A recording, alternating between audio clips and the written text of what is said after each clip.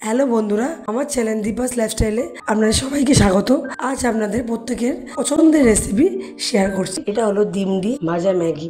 খুবই সহজ এটা বানানো, আর খেতেও ভীষণ টেস্টি।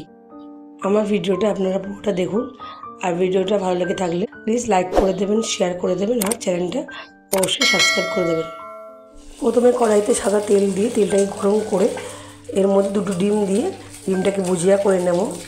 ডিমটাকে তুলে নেওয়ার পর এরপর আবার তেল দিলাম, তেল দিয়ে পেঁয়াজ কুচি করে দিলাম, টমেটো দিলাম, বিনস দিয়ে দিচ্ছি, কড়াইশুঁটি।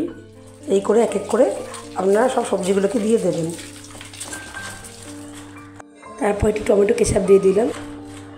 আপনারা কিন্তু আপনাদের পছন্দের মতন যে কোনো সবজি অ্যাড করতে পারেন।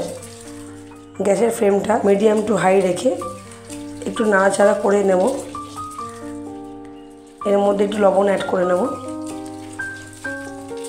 সবজির পাঞ্চে ভাবটা কাটানোর জন্য। সবজিগুলো কিন্তু বেশ ভালো করেই ফ্রাই হয়ে গিয়েছে। এরপর আমি পরিমাণ মতন জল দিয়ে দেব যাতে ম্যাগিটা সেদ্ধ হয়ে যায়।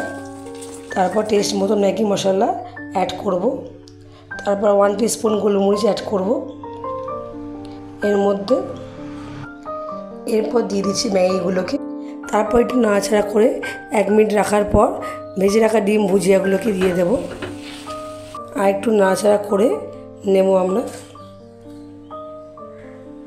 ম্যাগিটা কিন্তু ভালো করেই সিদ্ধ হয়ে গিয়েছে, দেখতেই পাচ্ছেন, আর জলটাও কিন্তু পুরো টেনে নিয়েছে।